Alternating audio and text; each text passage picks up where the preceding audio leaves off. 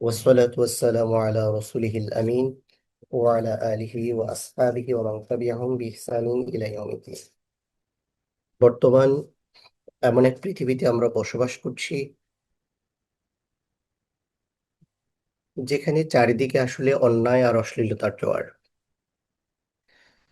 মানুষের দিকে যদি আমরা দৃঢ়তার সাথে লক্ষ্য করি তাইলে আমরা দেখব যে দিন বিমুখতার একটা মেজাজ সার্বজনীন মানুষের মধ্যে ব্যাপকভাবে পরিলক্ষিত হচ্ছে।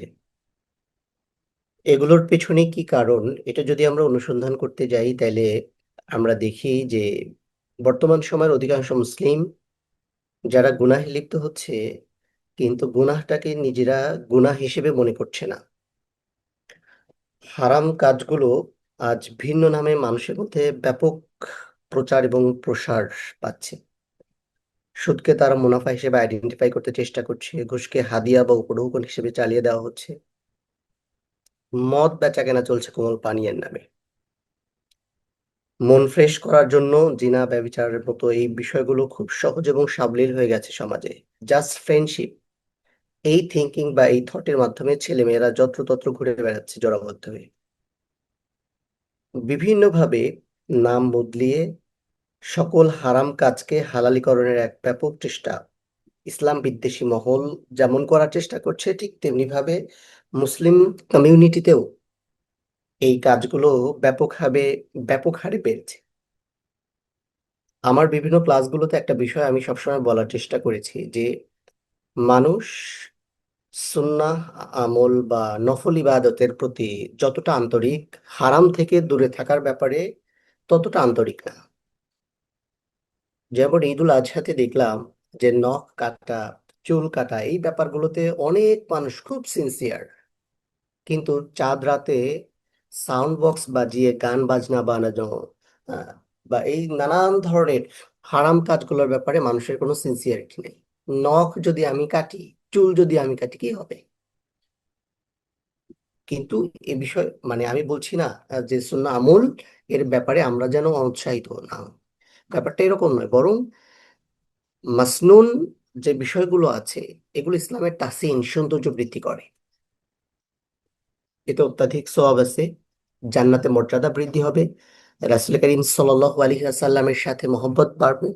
সুন্নাহর অনুকরণ এবং অনুসরণের মধ্য দিয়ে মানুষ পরলৌকিক জীবনে ব্যাপক সাফল্য অর্জন করবে, কোনো সন্দেহ সংশয় নাই। কিন্তু সুন্নাহ কাজের প্রতি মানুষের যে আন্তরিকতা অথবা বেশ কিছু বিষয়ে যে আগ্রহ লক্ষ্য করা যায়, সে তুলনায় হারাম কাজ থেকে দূরে থাকার প্রবণতা মানুষের মধ্যে একেবারেই নাই। বিশেষ করে মুসলিম ছেলেমেয়েরা আজকাল প্রতিযোগিতার নামে বিভিন্ন ইভেন্টে অংশগ্রহণ করছে এবং এই সব প্রসিডিউরের মাধ্যমে বিভিন্ন মিশনারি সংস্থাগুলো মুসলিম কমিউনিটি থেকে পর্দা প্রথা বিলোপ করা, লজ্জার ব্যাপারগুলো রিমুভ করে দেওয়ার চেষ্টা করা, সামাজিকভাবে অপ্রতিষ্ঠিত গুনাহগুলোকে প্রতিষ্ঠিত করার নানান ধরনের চক্রান্তে লিপ্ত আছে।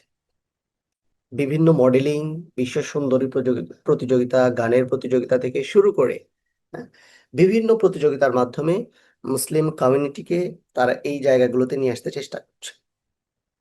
রাষ্ট্রীয়ভাবে মুসলিম দেশগুলো এই ধরনের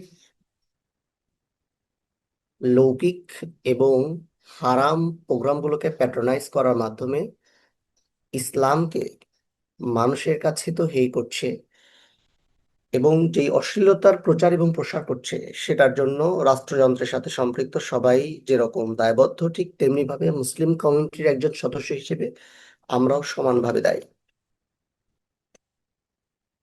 স্কুল কলেজের শিক্ষা ব্যবস্থাও আজকাল এমন এক নাজুক পর্যায়ে পৌঁছেছে যে আল্লাহ সুবহানাহু ওয়া তাআলার প্রতি আনুগত্যশীল বান্দা হওয়ার শিক্ষা সেখান থেকে পাওয়া একেবারেই দুরূহ ব্যাপার হয়ে গেছে।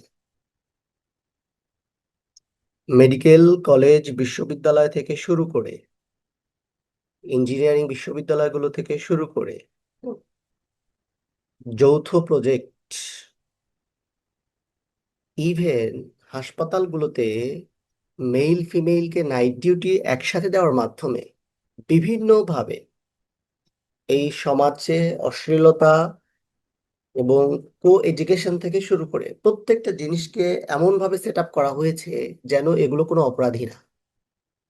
অথচ এমন অনেক ব্যাপার আছে, চাইলেই এদেশের মুসলিম কমিউনিটির সদস্য হিসেবে কর্তৃপক্ষ এই ধরনের বিষয়গুলো অনেকাংশেই কি করতে পারে, অ্যাভয়েড করতে পারে।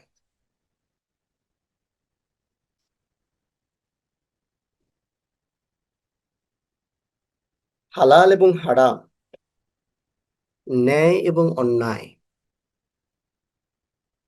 ইসলামী শরিয়ায় বা ইসলামে অনুমোদিত এবং অনুমোদিত বিষয়গুলো আমাদের কাছে একেবারেই সহজ এবং সাবলীল হয়ে গেছে।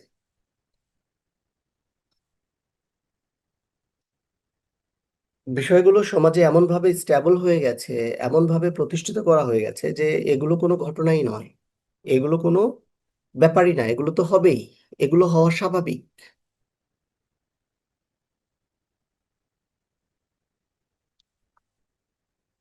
বর্তমান পৃথিবীতে মুসলিম কমিউনিটির জন্য প্রয়োজনীয় যেসব বই আছে, এই বইগুলোর মধ্যে অনেক গুরুত্বপূর্ণ বইয়ের লেখক শাইখ সালেহ আল মুনাজ্জিদ রহিমাহুল্লাহ।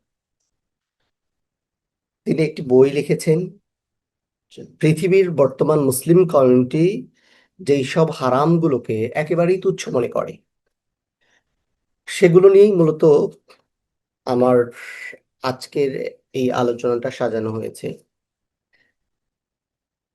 এই আলোচনার জন্য আসলে কমপক্ষে 3 দিন সময় দরকার। কিন্তু আমি খেয়াল করছি যখনই কোনো আলোচনার দ্বিতীয় পর্ব আমরা অ্যারেঞ্জ করি তখন অনেকেরই আগ্রহ থাকে না। তো সেই জন্যই আমি আপাতত এটা একদিনে যতটুকু সম্ভব শেষ করার একটা চেষ্টা করছি।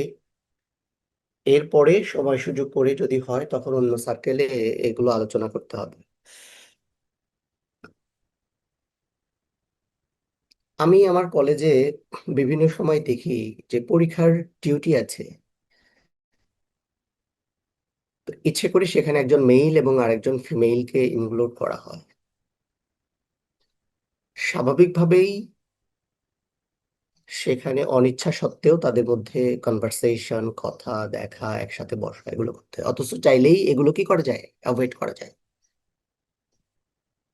ডাক্তার ভাই বোনদের সাথে কথা বলে যেটা রিয়েলাইজ করতে পেরেছি যে মেডিকেল হাসপাতালগুলোতে অনেক সময় ইমার্জেন্সি ডিউটি থাকে, চাইলেই সেখানে দুজন ফিমেল অথবা দুজন মেইলকে দেওয়া যায়, অনেক সময় দেওয়া যায়, অনেক সময় হয়তো থাকে না, সুযোগ হয় না বিভিন্ন কিন্তু দেখা যাচ্ছে যে একজন মেইল এবং একজন ফিমেল দুজনই স্টুডেন্ট ইন্টার্ন ডক্টর, তাদেরকে নাইট ডিউটিতে দেওয়া হয় এবং তাদের থাকার জন্য একই রুম। কেউ একজন অর্ধেক নাইট স্টে করে এবং ওই একই রুমে আর একজন বাকি অর্ধেক নাইট স্টে করে। অথচ চাইলেই এই বিষয়গুলোকে কি করা যায়, অ্যাভয়েড করা যায়, স্কিপ করা যায়। ইঞ্জিনিয়ারিং বিশ্ববিদ্যালয়গুলোর অবস্থা কি, আরো ভয়াবহ। সেখানে গ্রুপ স্টাডি এগুলোর নামে এমন ভাবে সিরিয়াল মেনটেন করা হয় যেন প্রত্যেক গ্রুপেই মেল এবং ফিমেল থাকে। অথচ যারা বিভাগের দায়িত্বে থাকেন, কোর্স ইনস্ট্রাক্টর থাকেন, সুপারভাইজার থাকেন, তারা সবাই মুসলিম কমিউনিটির মানুষ, তারা জানেন কোনটা হালাল এবং কোনটা হারাম।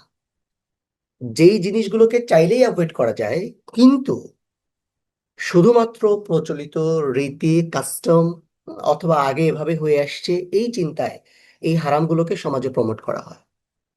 আলটিমেটলি এটার মাধ্যমে যত গুনাহ স্প্রিড আউট হয়, প্রত্যেকের জন্য এই রেসপন্সিবল মুসলিম কমিউনিটি দায়ী।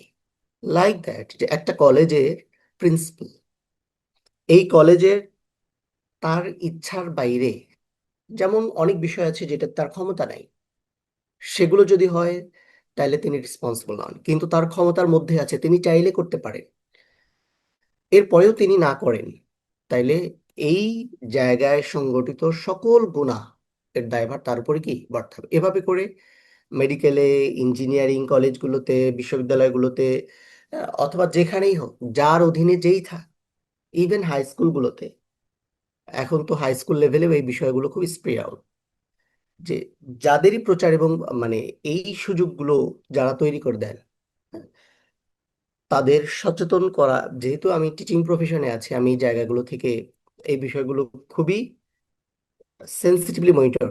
আমার একটা স্কুল আছে, ইসলামিক স্কুল আমাদের কয়েকজন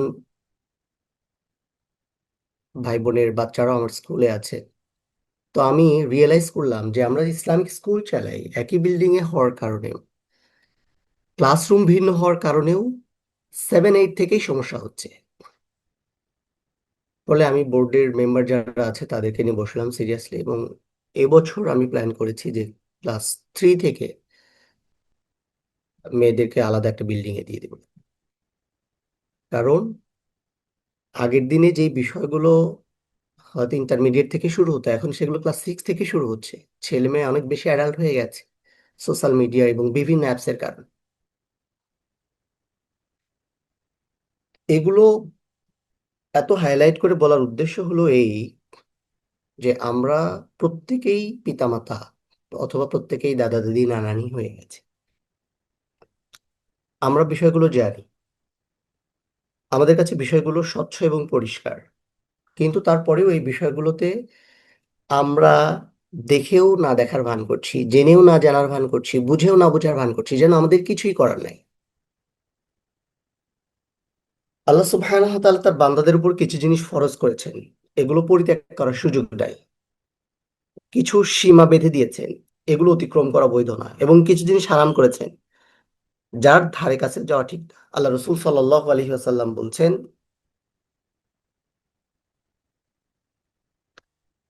মা আহাল্লাল্লাহু ফি কিতাবিহি ফাহুয়া হালাল। আল্লাহ সুবহানাহু ওয়া তাআলা তার কিতাবে যেটা হালাল বলেছেন সেটা হালাল। ওয়া মা হাররামা ফাহুয়া হারাম, যেটাকে হারাম করেছেন সেটা হারাম। ওয়া মা সাকাতা আনহু ফাহুয়া আফিয়া, আর যে বিষয়ে আল্লাহ সুবহানাহু ওয়া তাআলা নীরব থেকেছেন সেটা ক্ষমা। আল্লাহ রসুল সাল্লাল্লাহু আলাইহি ওয়াসাল্লাম বলছেন, ফাকবালু মিনাল্লাহিল আফিয়া, আল্লাহর পক্ষ থেকে যে ক্ষমা আছে সেগুলো তোমরা গ্রহণ করো। তার মানে যে বিষয়গুলোতে আল্লাহ সুবহানাহু ওয়া তাআলা নীরব আছে, যেগুলোকে হারাম করা হয় নাই, চাইলেই সেগুলো কি করা যাবে, গ্রহণ করা যাবে। ফা ইন্নাল্লাহা লাম ইয়াকুন নাসিয়া, কারণ আল্লাহ সুবহানাহু ওয়া তাআলা কোনো কিছুই ভুলে যান নাই। সুম্মা তালা হাদিহিল আয়া, এরপরে আল্লাহ রসুল সাল্লাল্লাহু আলাইহি ওয়াসাল্লাম সূরা মারিয়ামের 64 নম্বর আয়াতে এই অংশটুকু তেলাওয়াত করেন যে, ওয়া মা কানা রাব্বুকা নাসিয়া, নিশ্চয় তোমার রব কোনো কিছু ভুলে যান না। তার মানে যেগুলোকে হারাম করা হয় নাই, চাইলেই মুসলমান সেগুলোকে সহজে কি করতে পারে, গ্রহণ করতে পারে। আর হারামগুলোর ব্যাপারে আল্লাহ সুবহানাহু ওয়া তাআলা কোরআনুল কারীমের মধ্যে সূরা বাকারা 127 নম্বর আয়াতে বলছেন যে, তিলকা হুদুদুল্লাহি ফালা তাকরাবুহা, এগুলো আল্লাহর সীমারেখা, তোমরা এগুলোর কাছাকাছিও যেও না, এগুলোর নিকটবর্তী হয়ে না। তার মানে এই ধরনের অন্যায় অপকর্মের সাথে তোমাদের যেন কোনো সম্পর্ক না থাকে। আল্লাহর নির্ধারিত সীমা লঙ্ঘনকারী বা হারাম অবলম্বনকারী যারা, আল্লাহ সুবহানাহু ওয়া তাআলা তাদেরকে কোরআনে ভয় দেখিয়েছেন। সূরা নিসার 14 নম্বর আয়াতে বলা হচ্ছে, ওয়া মান ইয়াসিল্লাহা ওয়া রাসূলাহু ওয়া ইয়াতাআদ্দা হুদুদাহু ইউদখিলহু নারান খালিদান ফিহা ওয়া লাহু আযাবুন মুহিন। যে আল্লাহ এবং তার রাসূলের আদেশের অবাধ্যতা করে এবং তার সীমারেখাগুলো লঙ্ঘন করে, আল্লাহ সুবহানাহু ওয়া তাআলা ইউদখিলহু নারান খালিদান ফিহা, তাদেরকে নার অর্থাৎ আগুনের মধ্যে প্রবেশ করাবে। খালিদান ফিহা, সেখানে তারা চিরস্থায়ী হবে। ওয়া লাহু আযাবুম মুহিন, এবং সেই জায়গায় তাদের জন্য আছে কি, লাঞ্ছনাদায়ক শাস্তি। হারামের ব্যাপারে পবিত্র কোরআন এবং হাদিসে অসংখ্য আয়াত এবং হাদিস বিবৃত করা হয়েছে। হারাম থেকে বিরত থাকা ফরজ। বিশেষ করে মুসলিম শরীফের হাদিসের মধ্যে আল্লাহ রসুল সাল্লাল্লাহু আলাইহি ওয়াসাল্লাম বলছেন যে, মা নাহাইতুকুম আনহু ফাজতানিবুহু ওয়া মা আমারতুকুম বিহি ফাফআলু মিনহু মাস্তাতাতু। আমি তোমাদেরকে যা কিছু নিষেধ করি, তোমরা সেই সব থেকে বিরত থাকো।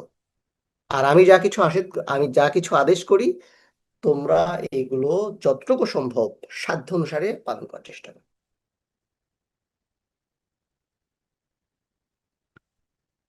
দেখেন, প্রবৃত্তি পূজারী অথবা দুর্বল চিত্তের ইমানদার যারা আছে, অথবা স্বল্প জ্ঞানের অধিকারী কিছু মানুষ যখন একসঙ্গে হারামের কথা শুনতে পায়, তখন তারা আঁতকে ওঠে। তাদের মনের চিন্তা ভাবনা এরকম যে সবই তো হারাম, তাহলে আমরা করবো কি, আমাদের কাজটা কি, কিছুই তো করার সুযোগ নেই। বাস্তবিক অর্থে আমরা যদি বর্তমান দুনিয়ার প্রেক্ষাপটগুলো দেখি, আমাদের কাছে সবই আসলে এরকমই মনে হবে। আমি নিজেও এই আলোচনা, এই বইটা পড়ার সময় এই রিয়েলাইজ করছিলাম যে আসলে সবই তো হারাম, তাহলে মানুষ করবেটা কি আসলে। এই ব্যর্থতার দায়িত্ব আসলে মুসলিম কমিউনিটি। আমি কালকে রাতে তাফসীরের ক্লাসে বলছিলাম একটা মসজিদে এশার নামাজ শেষ হয়ে যাওয়ার পরে আর মসজিদে নামাজ পড়ার ব্যবস্থা নাই, অন্য কোনো অ্যাক্টিভিটি তো অনেক পরের ব্যাপার, অন্য কোনো সোশ্যাল অ্যাক্টিভিটি অনেক পরের ব্যাপার, মসজিদে নামাজের ব্যবস্থাই নাই। এসার পরে দেখবেন সারা বাংলাদেশ সব মসজিদ লক। তো আমরা যদি আমাদের তরুণ ছাত্র সমাজ, যুব সমাজ, আমরা যদি মুসলিম কমিউনিটির জন্য স্পেস তৈরি করে না দিতে পারি, তাদের জন্য কোনো অ্যাক্টিভিটি না থাকে, তাদের যদি কোথাও এঙ্গেজমেন্ট না থাকে, স্বাভাবিকভাবেই তারা অন্য কোথাও এঙ্গেজ হয়ে যাবে। তাইলে আমাদের কালচারাল সেক্টরটাকে অনেক বেশি ডেভেলপ করার দরকার ছিল, আমাদের অনেক বেশি অ্যাক্টিভিটিস থাকা দরকার ছিল। স্বাভাবিকভাবে মানুষ বললো যে আমাদের জীবন তো সংকীর্ণ, জীবন মাটি হয়ে গেল, কোনো কিছু স্বাদ আহ্লাদ কিছুই নাই, শুধু হারাম, শুধু হারাম। অথচ আল্লাহর দিন সহজ সরল, তিনি নিজেও ক্ষমাশীল, পরম দয়ালু।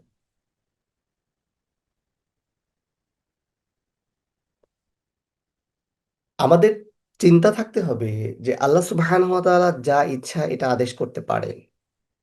কেন করতে পারেন? এই অধিকার কেন আছে? কারণ আমরা যেই পৃথিবীতে এসেছি এবং এই পৃথিবীতে আসার পরে আমরা এই পৃথিবীতে যা কিছু ভোগ করে বড় হয়েছি, এই সব কিছু আল্লাহ প্রদত্ত নিয়ামত। ব্যাপারটা ঠিক এই জায়গায় শেষ হতে পারত, কিন্তু আমাদের মুসলিম কমিউনিটির অনেকেই এই জায়গাগুলোকে লজিক্যাল বা ফিলোসফিক্যাল কিছু দর্শন দাঁড় করিয়ে, কিছু ফিলোসফিক্যাল থিওরি দাঁড় করিয়ে মানুষদেরকে বোঝানোর চেষ্টা করেছে যে না, এটা হইতে পারে না, আমার শরীর, আমার যা ইচ্ছা আমি তাই করব, বা আমার সীমাবদ্ধতার মধ্যে আমার যা করার আমি তাই করতে আমি স্বাধীন। ব্যাপারটা এরকম যে আল্লাহ সুবহানাহু ওয়া তাআলা মানুষকে সৃষ্টি করে তার কল্যাণের জন্য, এই পৃথিবীকে সুন্দরভাবে সুচারুভাবে পরিচালনা করার জন্য যেই নিয়ম নীতি দরকার সেগুলোই তিনি আমাদের জন্য আদেশ হিসেবে দিয়েছে, এবং যেগুলো সমাজ, রাষ্ট্র অথবা এই পৃথিবীকে সুন্দরভাবে পরিচালনা করার পথে বাধা হবে বা পরিবেশ নষ্ট করবে বা পৃথিবীকে খারাপ দিকে নিয়ে যাবে, সেগুলোকে তিনি হারাম ঘোষণা করছেন। দ্যাটস মিন এরকম না যে আল্লাহ সুবহানাহু ওয়া তাআলা ইচ্ছা করেছেন এটাকে হালাল করে দিয়েছে, আল্লাহ সুবহানাহু ওয়া তাআলা ইচ্ছা করেছেন এটাকে হারাম করে দিয়েছে। নো, বিষয়টা এরকম নয়। যেমন আপনার কাছে যদি একটা অফিস থাকে অথবা আপনার কাছে যদি একটা পরিবার থাকে, সেই পরিবারকে সুষ্ঠু সুন্দরভাবে পরিচালনা করার জন্য আপনি সর্বোচ্চ চেষ্টা করেন। সন্তান সবচেয়ে ভালো স্কুলে যাবে, বাসায় সবচেয়ে সুন্দর রান্না হবে, বাসাটা সুন্দর সাজানো গোছানো থাকবে। এই যে কাজগুলো, এগুলো কেন করেন? বাসায় কোনো খারাপ কিছু ঘটলে সেটা নিয়ে আপনি কেন আতঙ্কিত হন? কারণ আপনি চান এটা সুন্দরভাবে পরিচালিত হোক, এটা সুন্দরভাবে চলুক, অন্য কোনো কারণ নেই। আল্লাহ সুবহানাহু ওয়া তাআলা যে এই পৃথিবীর পালনকর্তা, রব, রব হিসেবে তিনি এই পৃথিবী সুষ্ঠু পরিচালনার জন্য কিছু নিয়ম নীতি আমাদেরকে তৈরি করে দিয়েছে। আল্লাহ সুবহানাহু ওয়া তাআলা কুরআনুল কারীমে সূরা আনামের মধ্যে বলছেন, ওয়া তাম্মাত কালিমাতু রাব্বিকা সিদকান ওয়া আদলান লা মুবাদদিলা লিকালিমাতিহি ওয়া হুয়াস সামিউল আলিম। তোমার রবের বাণী সত্য এবং ন্যায়ের দিক থেকে পরিপূর্ণ, তার বাণীসমূহকে পরিবর্তনকারী কেউ নাই, কারণ তিনি সর্বশ্রোতা এবং সর্বজ্ঞ। যেই নিয়মের ভিত্তিতে হালাল এবং হারাম নির্ধারণ করা হয়েছে, আল্লাহ সুবহানাহু ওয়া তাআলা সেটাও আমাদেরকে জানিয়ে দিয়েছে। সূরা আরাফের ১৫৭ নম্বর আয়াতে আল্লাহ সুবহানাহু ওয়া তাআলা বলছেন, ওয়া ইউহিল্লু লাহুম আত-তাইয়্যিবাত ওয়া ইউহাররিমু আলাইহিমুল খাবাইস। তিনি পবিত্র বস্তুকে হালাল করেছেন এবং অপবিত্র বস্তুকে হারাম করেছেন। সুতরাং যা পবিত্র সেটা হালাল, আর যা অপবিত্র সেটা হারাম। এবং এই হালাল এবং হারাম, এটা ডিসাইডার, ডিসিশন মেকার একমাত্র আল্লাহ সুবহানাহু ওয়া তাআলা। কোনো মানুষ, কোনো ফকিহ, কোনো ইসলামিক স্কলার, কোনো মুজতাহিদ, পৃথিবীতে এমন কোনো মানুষ থাকার সুযোগ নাই যে আল্লাহ প্রদত্ত হালালকে হারাম করতে পারে, হারামকে হালাল করতে পারে। যদি কেউ করে তাহলে সে কাফের, কাফের নয় বড় কাফের, এবং মুসলিম উম্মাহ বহির্ভূত ব্যক্তি। আল্লাহ সুবহানাহু ওয়া তাআলা বলছেন যে আম লাহুম শুরাকাউ শারাউ লাহুম মিনাল লাযিনা মা লাম ইয়াযবিল্লাহ। তবে কি তাদের এমন উপাস্য উপাস্য আছে যারা তাদের জন্য দিনের এমন সব বিধান দিয়েছে যার অনুমতি আল্লাহ দেন নাই? তার মানে আলেমগণ ব্যতীত হালাল হারাম সম্পর্কে কথা বলা এটাও একটা সেন্সিটিভ কেস। যেই ব্যক্তি না জেনে হালাল হারাম সম্পর্কে কথা বলে, আল কোরআনে তার সম্পর্কে কঠোর হুঁশিয়ারি উচ্চারণ করা আছে। আল্লাহ সুবহানাহু ওয়া তাআলা বলছেন, ওয়ালা তাকুলু লিমা তাসিফু আল সিনাতুকুম কাদিব হাদা হালাল ওয়া হাদা হারাম লিতাফতারু আলাল্লাহিল কাদিব। তোমাদের জিহ্বায় মিথ্যা উচ্চারিত হয় বলে তোমরা আল্লাহর প্রতি মিথ্যা আরোপের মানুষের যেন এই বইল বসো না যে এটা হালাল এটা হারাম। তার মানে নিজ ইচ্ছায় স্বেচ্ছায় না জেনে কোনোভাবেই এই কমেন্ট করো না যে এটা হালাল এটা হারাম। এটা হালাল হবে না কেন? এটা হালাল হবে না কেন, কি কারণ? তার মানে নিজের পছন্দ, নিজের দরকার নিজে করছি, এই জন্য কোনো কাজকে যদি কোনো মানুষ হারাম কাজকে হালাল বানাতে চেষ্টা করে, হালাল কাজকে হারাম বানাতে চেষ্টা করে, তাইলে এটা তার জীবনের সমস্ত কিছুকে কি করে ফেলবে, নষ্ট করে ফেলবে। যেমন ধরেন গ্রামীণ সমাজ থেকে শুরু করে এখন অধিকাংশ জায়গায় মানুষ কন্টেন্ট ক্রিয়েটের নামে অশ্লীলতার প্রচার এবং প্রসার করছে। যারাও ভালো কন্টেন্ট ক্রিয়েট করছে তাদের হাতেও মেটার অ্যাডস এর কোনো ক্রাইটেরিয়া ফিক্স করার কোনো সুযোগ নাই। দ্যাটস মিন মেটা চাইলে তাদের কন্টেন্টের মধ্যে যে কোনো অ্যাড ক্রিয়েট করতে পারে, যেগুলোকে ওলামায়ে কেরাম সর্বসম্মতিক্রমে হারাম বলছে। কিন্তু আপনি এই হারাম থেকে মানুষকে কি করে দূরে রাখবেন? মানুষ বসে আছে, এটা ভিডিও বানাচ্ছে, এটা ফেসবুকে ছাড়ছে, এটার মাধ্যমে সে ডলার ইনকাম করছে। মানুষকে এখান থেকে অ্যাভয়েড করার উপায় কি? কি করে এখান থেকে মানুষকে দূরে সরিয়ে নেবে? এত সহজ? একটা মানুষের কাঁচা টাকা ইনকাম করার প্রসেস আপনি শুধুমাত্র ইথিক্স আর মোরালিটি বা নৈতিকতা দিয়ে বন্ধ করে দিতে পারবে? বা এই ভালো কথা এগুলো বলে বন্ধ করে দিতে পারবেন? এটা কোনোদিন সম্ভব? শিক্ষিত, বুঝে, বিবেকবান এমন মানুষদেরকেও যেখানে বুঝিয়ে কোনো হারাম কাজ থেকে দূরে রাখা যাচ্ছে না, কোনো মানে অনেক হারাম কাজ থেকে দূরে রাখা যাচ্ছে, সেখানে গ্রামের একজন গৃহবধূ অথবা ইন্টারমিডিয়েটে পড়ে, যেই সময়টাতে মানুষের কাঁচা টাকার প্রতি সবচেয়ে বেশি দুর্বলতা থাকে, সেই সময় কন্টেন্ট ক্রিয়েট করে তারা যখন মাসে লাখ লাখ টাকা ইনকাম করছে, আপনার সামনে বিকল্প কি? মেডিকেল পড়া একটা স্টুডেন্ট সারা বছর এমবিবিএস করে এফসিপিএস করে মাসে কত টাকা ইনকাম করতে পারছে? 30,000, 35,000, 40,000। কি চেষ্টা, কি মেধা, কি পরিশ্রম! বুয়েট থেকে গ্রাজুয়েট হয়ে একটা ছেলে গভর্নমেন্ট জব করে নবম গ্রেডে জয়েন করার পরে সে 50,000 টাকা বেতন পাচ্ছে না, কিন্তু কন্টেন্ট ক্রিয়েট করে অশ্লীলতার প্রচার প্রসার করে মাসে সে 2-3 লাখ টাকা ইনকাম করছে। কিভাবে এই জায়গায় মানুষকে করা যায়? আমরা মনে করি বিষয়গুলো অনেক সহজ না। যেখানে পুরো পৃথিবী মুসলিম কমিউনিটির চরিত্র ধ্বংস করার জন্য উঠে পড়ে লেগেছে, তারা একের পর এক ফিচার তৈরি করছে কি করে মুসলিম যুবকদের মধ্যে ইথিক্স মোরালিটির জায়গাগুলো ডিস্ট্রয় করে দেওয়া যায়, যাতে করে তারা অশ্লীলতার মধ্যে ডুবে থাকে, যাতে করে তারা তাদের ইতিহাস ঐতিহ্য তাদের আকাঙ্ক্ষাগুলো ভুলে যায়। সেইখানে এরকম ছোট ছোট হালাকা এরকম ছোট ছোট প্রজেক্ট কি রোল প্লে করতে পারে? কিছুই না। আমরা কি করতে পারি? সচেতনতা তৈরি করে নিজেদেরকে এই হারাম জিনিস থেকে দূরে রাখতে পারি। ম্যাক্সিমাম ক্যাপাবিলিটি হলো আমাদের এই, ম্যাক্সিমাম ক্যাপাবিলিটি হলো আমাদের এই। কি করার ছিল? মেটার মতো বিকল্প অনেকেই চেষ্টা করেছে কিন্তু মার্কেটে আনতে পারেনি। হালাল এরকম সোশ্যাল মিডিয়া তৈরি করার অনেক মুসলিম কমিউনিটি চেষ্টা করেছে, কিন্তু সেটা মার্কেটে আনতে পারেনি বহির্বিশ্বে।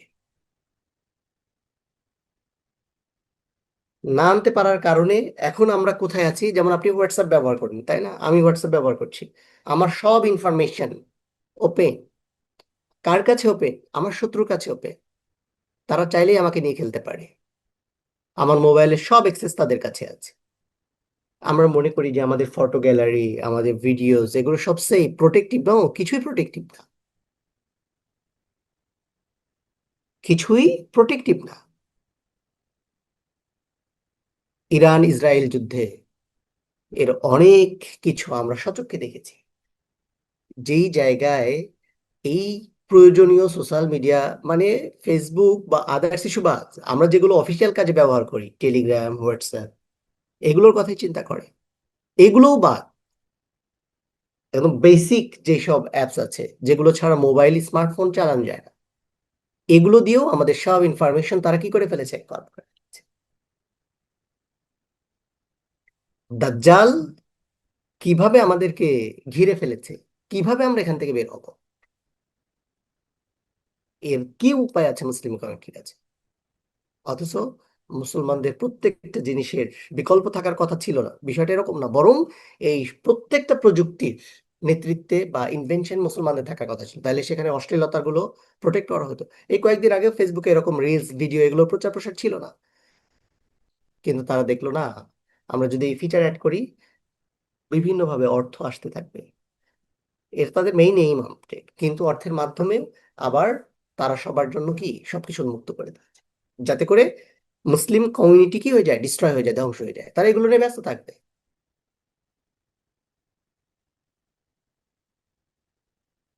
এবং এগুলোকে আপনি যদি হারাম বলে মার খাবে, এরকম একটা অবস্থায় মানুষ পৌঁছেছে। আল্লাহ সুবহানাহু ওয়া তাআলা বলেছেন, কুল তাআলাউ আতলু মা হাররামা রাব্বুকুম আলাইকুম আল্লা তুশরিকু বিহি শাইআ ওয়া বিল ওয়ালিদাইনি ইহসানা ওয়া লা তাকতুলু আওলাদাকুম মিন ইমলাক। আপনি বলুন, এসো, তোমাদের প্রতিপালক তোমাদের উপর যা হারাম করেছেন তা পড়ে শোনাই, তোমরা তার সঙ্গে কাউকে শরিক করো না, মাতা পিতার সাথে সদাচরণ করবে, আর দারিদ্র্যের কারণে তোমরা তোমাদের সন্তানদেরকে হত্যা করো না। সূরা আনাম আয়াত নাম্বার 151। আল্লাহ বলছেন, ওয়ালা তাকতুলু আওলাদাকুম মিন ইমলাক, দারিদ্রতার ভয়ে তোমরা তোমাদের সন্তানকে কি করো না, হত্যা করো না। মুসলিম দেশ আমাদেরকে কি বলছে, ছেলে হোক মেয়ে হোক দুটি সন্তানই যথেষ্ট, একটি হলে ভালো হয়।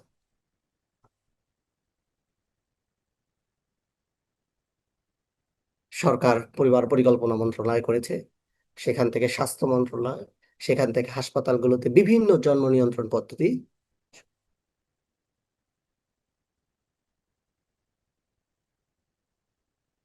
তারা আমাদেরকে ভয় দেখায়, সন্তান বেশি হলে খাওয়াবা কি। বিষয়টা এরকম যে রিজিকের মালিক সে, টাকা হইলেই কি সবাই ভালো থাকে? আমি অনেক আগে আপনাদের সামনে একটা গল্প বলেছিলাম। আমি ছোটবেলায় যে মুয়াজ্জিন হুজুরের কাছে কোরআন পড়তে শিখেছি, তো উনি সামহাও মসজিদ থেকে চলে যাওয়ার পর সেখানে নতুন একজন মুয়াজ্জিন আমাদের মসজিদে আসলেন। আব্বুই মসজিদের ইমাম এবং খতিব ছিলেন। আমি সেখানেই 5 ওয়াক্ত নামাজ এবং কোরআন পড়তে চেষ্টা করতাম, মক্তবে কোরআন পড়া শিখেছি, মাদ্রাসায় না। হ্যাঁ, বিকেলের মক্তবে আসরের পর। তো সেখানে যিনি মুয়াজ্জিন ছিলেন ওনার, তখন আমার ঠিক মনে নাই সংখ্যাটা, 5টা বা 6টা বাচ্চা ছিল। তো ওনার বেতন ছিল তখন 3,000 বা 4,000 টাকা। তো সামহাও আব্বা একদিন ওনাকে জিজ্ঞেস করলেন, তুমি কিভাবে চলো? তখন মুয়াজ্জিনের ইমান এত শক্ত ছিল যে আমার মনে আছে আব্বুকে বলে ফেললো যে আমার রিজিকের মালিক কি আপনি নাকি, আমার রিজিকের মালিক কি আপনি নাকি।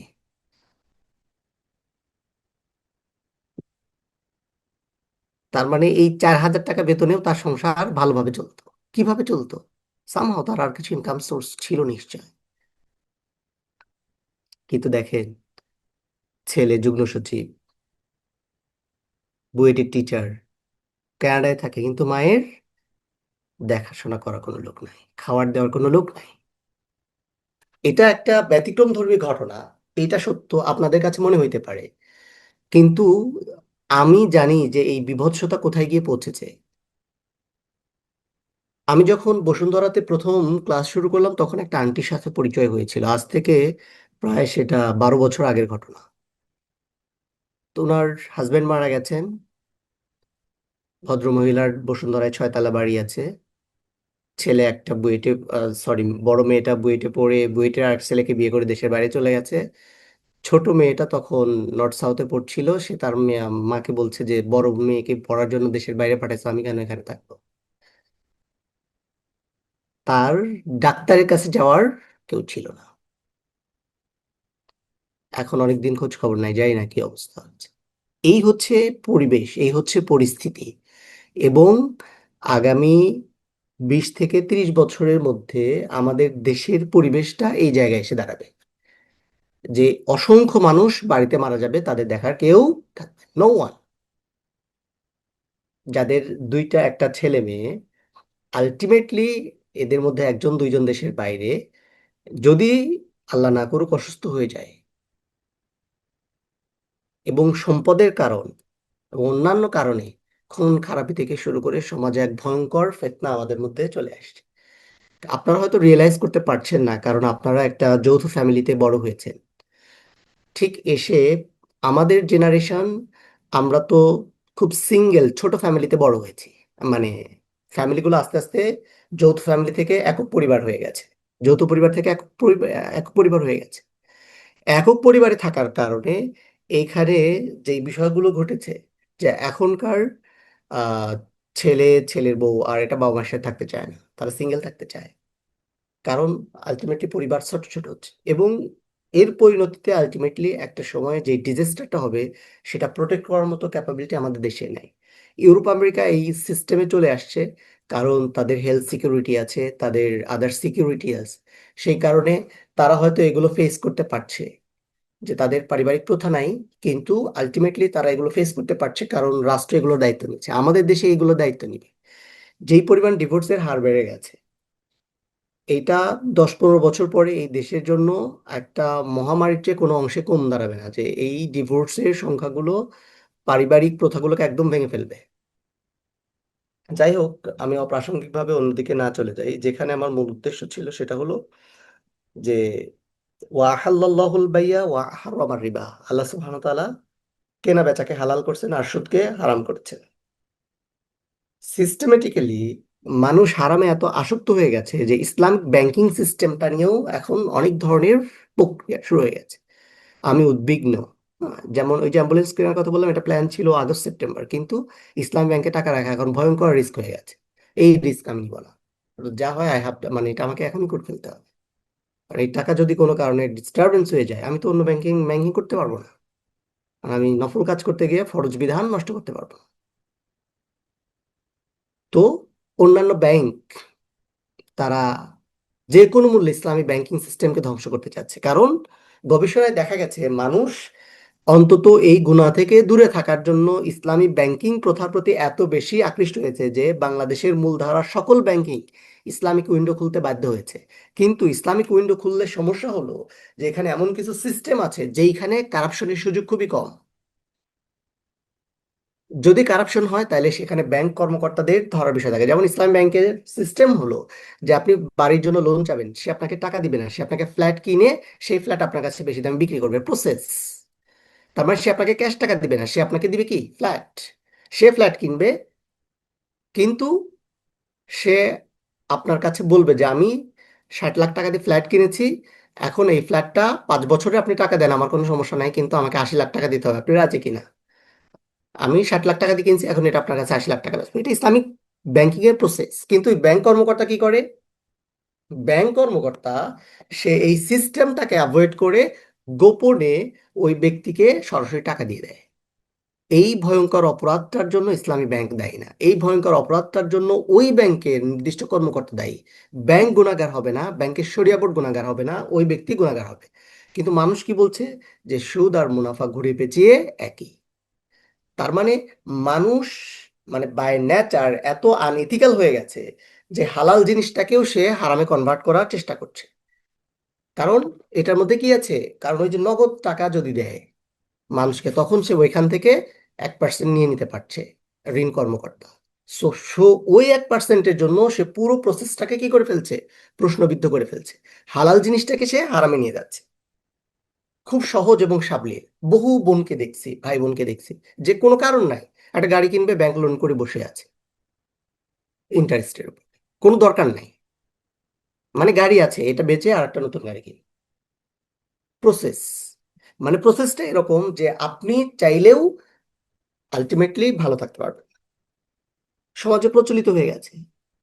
মানুষ ব্যাংক লোনের বাইরে আছে এরকম মানুষের সংখ্যা খুবই কম। ব্যবসা বাণিজ্য করলে তো মানে এটা কি বলবো, যে এলসি টেলসি করার জন্য বাংলাদেশ ব্যাংকের যে প্রসেস, এখানে সুদ মুক্ত থাকার কোনো সুযোগই নাই। অথচ এটা মুসলিম দেশ। মুসলিম হিসেবে প্রত্যেকের এই দায় দায়িত্ব ছিল। এটা কি হুজুরদের কাজ? এটা কি আলেমদের কাজ? তার মানে বাংলাদেশ ব্যাংকে যিনি আছেন উনি যদি একজন মুসলিম হন, উনি কেন এই প্রসেসটার মধ্যে অন্তত তার এটুকু রাখার দরকার ছিল যে দুইটা অপশন, তুমি যেটা চুজ করে নাও, সেই অপশনটাও রাখা হয় নাই, ক্লোজ। না, তোমাকে বাধ্য হয়ে সুদের সাথে কি করতে হবে? সম্পৃক্ত। এবং এই যে লোন করা, এটা একটা ওয়ান কাইন্ড অফ আর্ট হয়ে গেছে। হ্যাঁ, আগে এই প্রসেসটাকে করেছে বিদেশি প্রজেক্ট, ব্র্যাক, আশা, এই জাতীয় এনজিও গুলো গ্রামীণ জনপদে মানুষদেরকে এই জায়গাগুলোতে কি করেছে? ইনভলভ করেছে। গ্রামের দরিদ্র পরিবারের মানুষেরা কিছু পাওয়ার প্রত্যাশায়, একটু ধনী হওয়ার প্রত্যাশায়, একটু স্বাচ্ছন্দ্যে চলার প্রত্যাশায় ছোট ছোট জায়গাগুলোতে এরকম করে তাদের নিজেদের ইমান বিকিয়ে ফেলেছে। যখনই হারামে অভ্যস্ত হয়ে গেছে, তখন অন্যান্য কাজ এই বড় বড় এনজিওর জন্য কি হয়ে গেছে? সহজ হয়ে গেছে।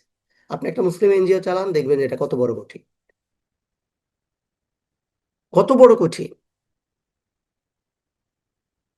আমি যখন টার্কিতে বিভিন্ন প্রজেক্টের জন্য অ্যাপ্লাই করার চেষ্টা করলাম, তখন আমি দেখলাম যে গভর্নমেন্ট রুলস হচ্ছে যে ফাউন্ডেশনের পারমিশন নিয়ে ফরেন কোনো প্রজেক্ট অ্যাপ্লাই করা যায় না, এটার জন্য এনজিও করতে হবে, এনজিওর জন্য এনজিও ব্যুরোতে আবেদন করে এনজিও পারমিশন নিতে হবে।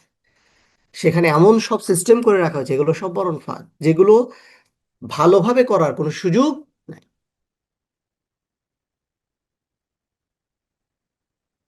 এর আগে আমি আপনাদেরকে বলছিলাম যে ফাউন্ডেশন অ্যাপ্রুভ করার জন্য একজন এনএসআই কর্মকর্তা আসছিলেন আমাদের এখানে। আলহামদুলিল্লাহ, সবকিছু ঠিকঠাক থাকার পরে আমাদের এই ফাউন্ডেশনের ফাইল আটকে রাখা হয়েছে। গভর্নমেন্ট যা যায় অবস্থা, ফাউন্ডেশনের ফাইল আর ছাড়ে না, লাস্ট সিগনেচার ছাড়ে না, বলে বসলো 4 লাখ টাকা লাগবে। কি করব? গভর্নমেন্ট চেঞ্জ হয়ে গেলে আবার এই পুরো প্রসেসটা নতুন করে শুরু করতে হবে, তখন আবার এটা কত টাকা লাগবে বা কি হবে, আলটিমেটলি এটা আমাদেরকে দিবে কিনা ওইটা। মানে সিস্টেমটা এরকম যে আপনাকে কোনোভাবে না কোনোভাবে একটা অন্যায়ের মধ্য দিয়ে যেতে হবে। অথচ এই অন্যায়ের সাথে সম্পৃক্ত প্রত্যেকে মুসলমান, তারা জানে যে হুইচ ওয়ান ইজ হালাল অ্যান্ড হুইচ ওয়ান ইজ হারাম। মানে সিস্টেম মেকাররাই সিস্টেম করে ফেলেছে, এবং তারা নিজেদেরকে মুসলিম কমিউনিটির সদস্য হিসেবে পরিচয় দেয়। এর চেয়ে বড় লজ্জা আর কি হইতে পারে? হ্যাঁ, তুমি অন্য ধর্ম অনুকরণ করো যেখানে হালাল হারামের ব্যাপারগুলো নাই, মেনে চলার ব্যাপারগুলো নাই, কিন্তু মুসলিম নাম ধারণ করে এই হারাম প্রসেস তৈরি করে দেওয়া আমাদের জন্য, যারা তৈরি করছে, যারা এই পলিসি মেক করছে, যারা এই সিস্টেম গ্রো করছে, তারা আসলে আল্লাহ সুবহানাহু ওয়া তাআলার কাছে কি জবাব দেবে? আমি আপনাদের কাছে এই কথাগুলো বলছি এই কারণেই যে আপনাদের অনেকেরই এই পলিসি মেকিং এর জায়গাগুলোতে হয়তো থাকার সুযোগ আছে, অনেকের বিভিন্নভাবে বিভিন্ন জায়গায় ইনভলভমেন্ট আছে। Be sincere about the issues, যে আপনার কোনো পলিসির কারণে যেন সমাজে কোনো হালাল অনুৎসাহিত না হয়, সমাজে কোনো হারামের প্রসার না ঘটে। আপনার কারণে আপনার সাধ্যের মধ্যে আছে, আপনার সামর্থ্যের মধ্যে আছে, কিন্তু আপনি শুধুমাত্র সিস্টেমের কারণে, প্রসেসের কারণে, ঐতিহ্যের কারণে, রীতির কারণে যেন এই হারামগুলোকে ওইভাবেই না রেখে দেন। চেঞ্জ করার একটা চেষ্টা আমাদেরকে করতে হবে।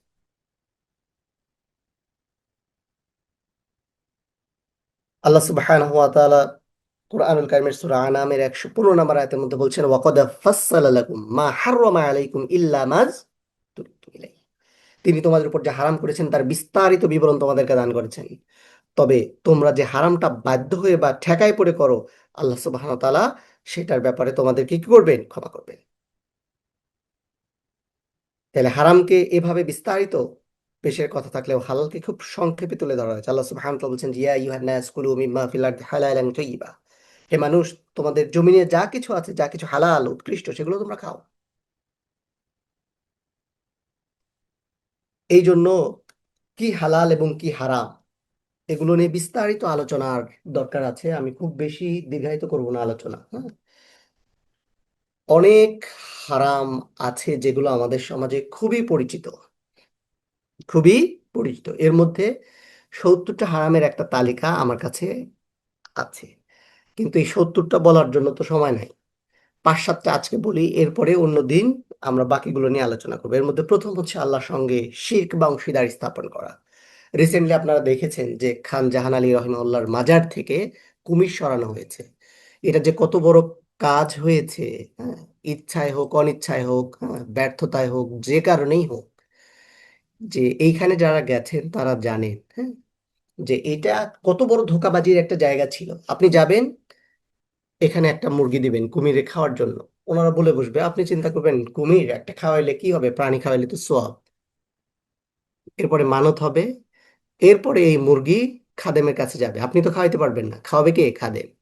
খাদেম এই মুরগি যাবে, কুমিরের সামনে দিয়ে ঘুরায় এনে আবার বাগায় রাখবে, আবার ওটা বিক্রি করবে। এক মুরগি 100 বার বিক্রি করে, এক মুরগি 100 বার বিক্রি করে। এটা শিরক আর মানতের একটা বিশাল আড্ডাখানা ছিল।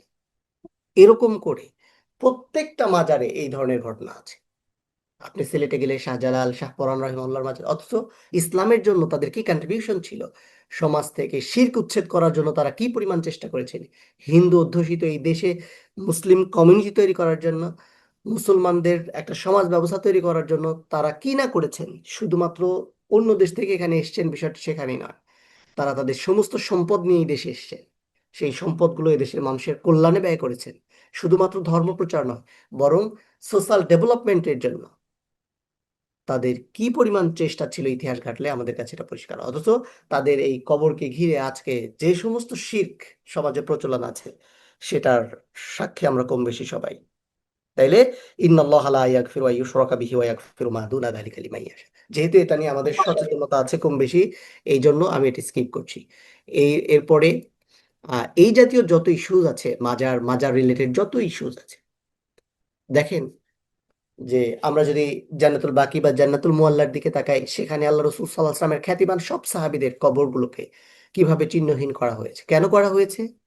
উদ্দেশ্য একটাই, যে মানুষ এখানে আসতো, সৌদি সরকার খুব চেষ্টা করত, কিন্তু তারপরেও মানুষ সেজদায় পড়ে যেত, এরপরেও মানুষ এখান থেকে মাটি নিয়ে যেত, মানুষ একটা পাথর নিয়ে যাইতে চেষ্টা করতো, কারণ মানুষ মনে করতো এর মধ্যে কি আছে, বারাকা আছে। এটা সৌদি সরকারের জন্য ঠেকানো কঠিন ছিল। ফলে তারা সমস্ত চিহ্নগুলোকে নিশ্চিহ্ন করে দিয়েছে, যেন চিহ্ন না থাকলে কোনো ক্ষতি নাই, কিন্তু চিহ্ন থাকার কারণে যদি কোনো মানুষ শিরকের মধ্যে দিয়ে যায়, তাহলে সৌদি সরকারকে কালকে আমাদের ময়দানে এই জন্য জবাবদিহিতা করতে হবে। সৌদি সরকার অনেক ত্রুটি বিচ্যুতি আছে, কোনো সন্দেহ সংশয় নাই, কিন্তু এই ব্যাপারগুলোতে তারা কি অনেক বেশি ভালো পদক্ষেপ নিতে পেরেছে, যে অন্তত এই ভয়ঙ্কর সব শিরক এর ব্যাপারগুলো থেকে তারা মানুষকে দূরে রাখতে পেরেছে। এরকম আমাদের দেশের প্রত্যেক জেলায় এরকম কিছু ঘটনা আছে, ঢাকাতে তো অসংখ্য, গুলিস্তান থেকে শুরু করে সব জায়গায়। এরপরে এরপর মহান আল্লাহ কর্তৃক নির্ধারিত হালালকে হারাম এবং হারামকে হালাল মনে করা, এটি খুব সেন্সিটিভ একটা জিনিস। হ্যাঁ? বিশেষ করে যারা বোনেরা পার্লারে যান কনে সাজানোর জন্য, অথবা প্রয়োজনীয় অপ্রয়োজনে সাজগোজের জন্য, সমাজে এখন অলিতে গলিতে আপনার এই পার্লার ব্যবসা ছড়িয়ে পড়েছে, অলিতে গলিতে। এই পার্লারে গিয়ে নিজের চেহারা বিকৃত করা, মানে নিজের আসল চেহারা মেকআপ করে ঢেকে দেওয়া, এইটা সুস্পষ্ট হারাম। মানে আপনার রিয়েল যেই স্টোরি, মানে রিয়েল যেই ফেস, এটাকে মডিফাই করা, ভ্রু প্লাক করা, অথবা এই জাতীয় যত কাজ আছে, এগুলোকে মানুষ কি মনে করে করছে, হালাল মনে করে করছে, কিন্তু মনে রাখতে হবে এগুলো হারাম।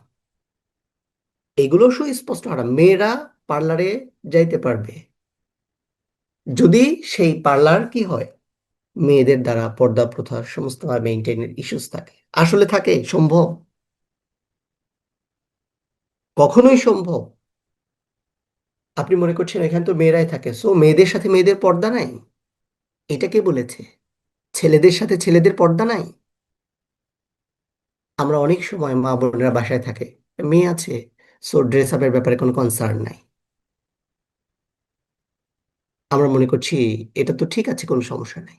আদৌ কি ঠিক আছে? এটা কি ইসলামী শরিয়া অ্যালাউ করে? তাইলে মায়ের ঘরে মেয়ের প্রবেশ করার জন্য অনুমতিটাকে কেন কম্পালসারি করলো কোরআন? তার মানে সবাই ফিমেল কমিউনিটি আছে, এই জন্য যার যেই ড্রেস ইচ্ছা সেই ড্রেস পরবেন মেয়েদের হোস্টেলগুলোতে, অথবা বাসায় মা এবং মেয়ে আছেন, নো, এটা করার সুযোগ ইসলামে নাই।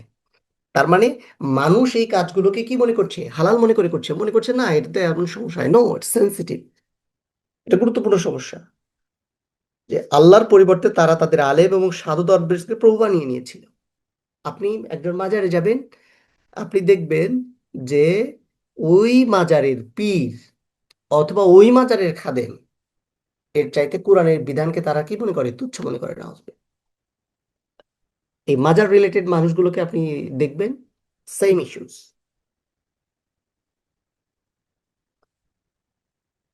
আল্লাহ নবীকে এই আয়াত পাঠ করতে শোনার পরে আদি ইবনে হাতেম রাদিয়াল্লাহু তাআলা বললেন, হে আল্লাহ রসুল, ওরা তো তাদের ইবাদত করে না, ওরা তাদের আনুগত্য করে কিন্তু ইবাদত তো করে না। আল্লাহ রসুল সাল্লাল্লাহু আলাইহি ওয়াসাল্লাম বললেন, তা বটে, কিন্তু আল্লাহ যা হারাম করেছেন তারা ওদেরকে তা হালাল করে দিলে তারা তাই হালাল মনে করবে।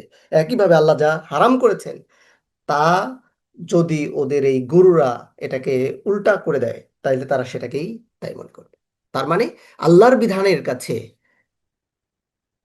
তাদের এই গুরু, তাদের এই পীর, তাদের এই খাদেম, এরা প্রাধান্য পাবে। আল্লাহ সুবহানাহু ওয়া তাআলা পবিত্র কোরআনে মুশরিকদের আচরণ বর্ণনা করেছেন, ওয়ালা ইউহাররিমুনা মা হারামাল্লাহু ওয়া রাসূলুহু ওয়ালা ইয়াদিনুনা দীনাল হক। আল্লাহ এবং তার রাসূল যা হারাম করেছেন তারা তাকে হারাম হিসেবে গণ্য করে না এবং সত্য দিনকে তাদের দিন হিসেবে গ্রহণ করে না।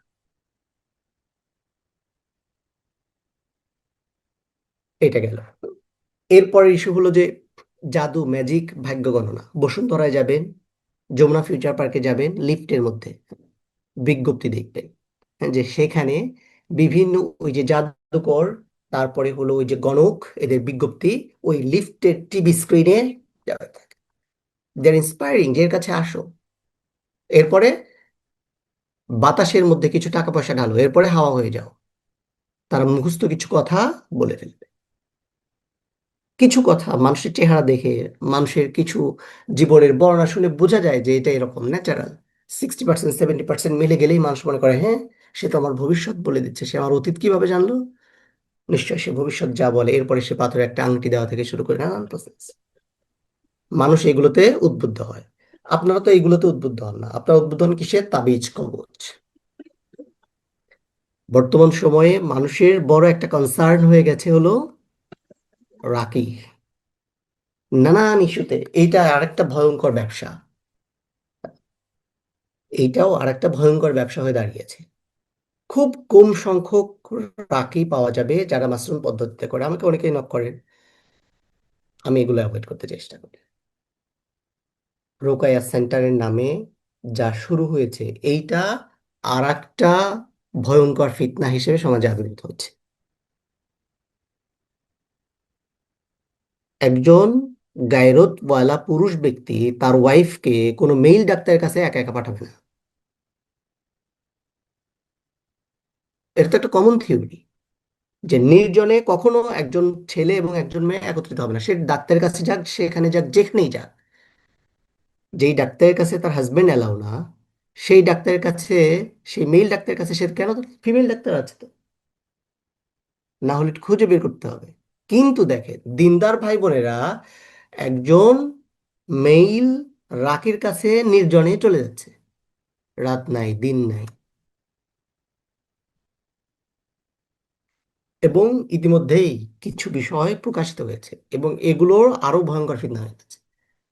তাহলে একজন ডাক্তারের কাছে যাওয়ার ব্যাপারে যদি আপনি কনসার্ন থাকেন, তাহলে একজন রাকির কাছে যাওয়ার ব্যাপারে আপনি কনসার্ন থাকবেন। এবং কিছু মেয়েরা ধর্মীয় বিভিন্ন আবেশে হাজবেন্ডকে না জানিয়ে এসব রোকেয়া সেন্টারে চলে যায়। সেখানে যায় না তাদের সেফটি আছে কিনা, সিকিউরিটি আছে কিনা, জানে না ওই ব্যক্তি সম্পর্কে, অনলাইনে দেখেছে, ইত্যাদি ইত্যাদি। এইগুলোর প্রতি অন্ধবিশ্বাসও সুস্পষ্টভাবে। এবং এখানেও পর্দা প্রথার যেই বিষয়গুলোকে মানুষ হালাল মনে করছে সেটাও কি হারাম। দিনী ভাই বোনদের মধ্যে আবেগী কারণে এই ধরনের ভয়ঙ্কর সব হারাম কাজ সংগঠিত হচ্ছে। আপনার এটা জানা উচিত যে এই জিনিসগুলো পুরো বাতাসের উপরে চলে। কে কি করছে ইউ ডোন্ট নো, আপনার জানার কোনো সুযোগই নাই। এমন তো হইতে পারে যে আপনাকে কাছে পেয়ে সে আপনাকেই বশ করে ফেলেছে, সে তার রুকিয়া দিয়ে আপনাকেই বশ করে ফেলেছে। কি করবে? আপনি তার কাছে যাইতেই থাকবেন, তার কাছ থেকে বের আসতে পারবেন না। এরকম ঘটনাও ঘটা শুরু হয়েছে যে রুগীকে রাকিব বশ করে ফেলেছে, পছন্দ হয়েছে, অথবা জেনেছে এর কাছে অনেক টাকা পয়সা আছে সম্পদের কারণে।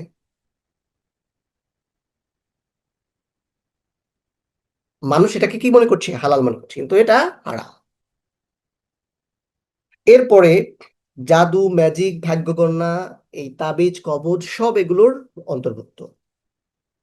প্রথম আলো পত্রিকা দেশের শীর্ষস্থানীয় পত্রিকা, মুসলমানদের দ্বারা পরিচালিত বিদেশি প্রজেক্ট। কম বেশি সবাই জানে এটা রয়ের একটা বড় ইনভেস্টমেন্ট। কিছু বললেই যেই রাজনীতিবিদ বলবে তার রাজনীতি নাই করে দেওয়া হয়, যেই ব্যক্তি বলবে তার সবকিছু শেষ করে দেওয়া হয়। সেখানে প্রতিদিন সুন্দর করে রাশিফল লেখা থাকবে, কোন রাশির মানুষের আজকে কপালে কি আছে।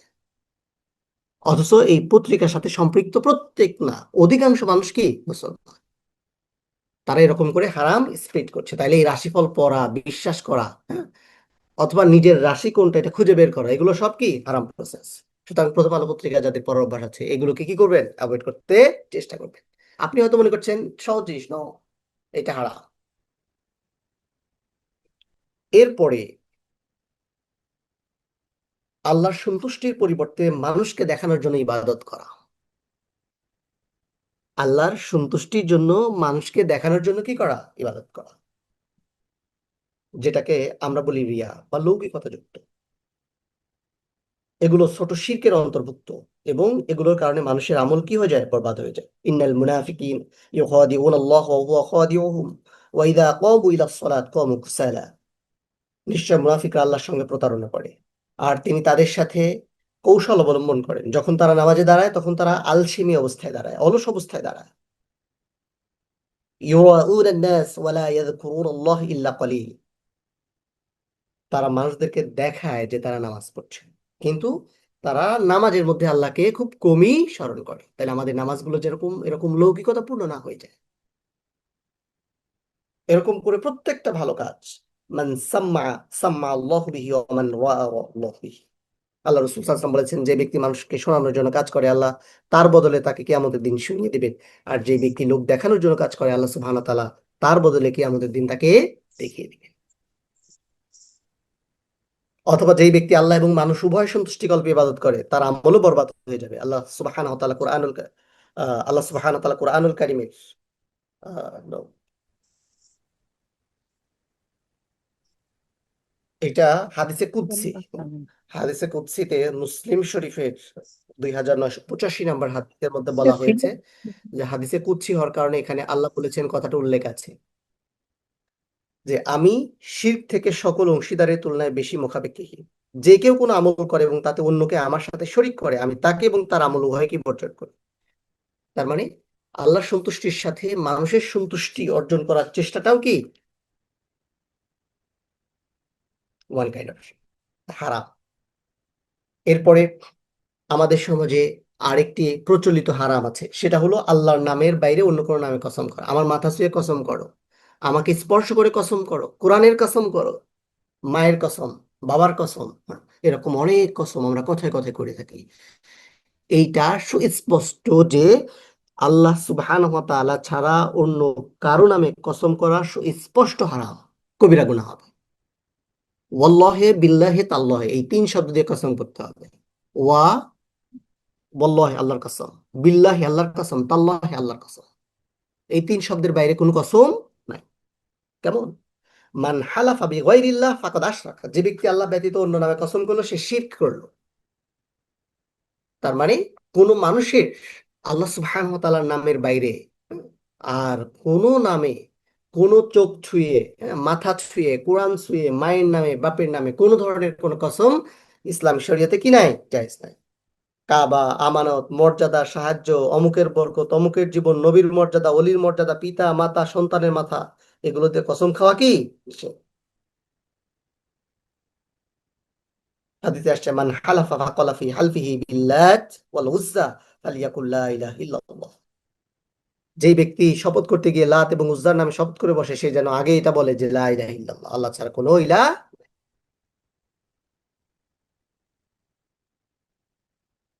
এরপরে ঘনিষ্ঠতা এবং খাতির জমানোর জন্য মুনাফিক বা ফাসিকদের সঙ্গে উঠা বসা করা। এটা সবসময় বলি, সমাজে উচ্চ পদস্থ ব্যক্তি মন্ত্রী, এমপি, রাজনৈতিক দলের শীর্ষ নেতা, বড় আমলা, নিজের কোনো স্বার্থ উদ্ধার করার জন্য এই ধরনের ফাসিক ব্যক্তির সাথে ওঠা বসা করা কবিরা গুনাহ। ফাসিক মানে যে ইচ্ছাকৃতভাবে কবিরা গুনাহ করে, নামাজ পড়ে না, অশ্লীলতার প্রচার এবং প্রসার করে, ইসলাম পরিপন্থী রুলস রেগুলেশন তৈরি করে, এই ধরনের ব্যক্তিদের সাথে উঠা বসা করা, পলিটিক্স করা, রাজনীতি করা, খাতির জমানো, পয় পরিচয় দেওয়া, তাদের সাথে ছবি তুলে প্রাউডলি সোশ্যাল মিডিয়ায় প্রচার করে, এগুলো সব হারাম। দুর্বল ইমানের অনেক মানুষ এই পাপাচারী দুষ্কৃতিকারীদের সঙ্গে স্বেচ্ছায় উঠা বসা করে।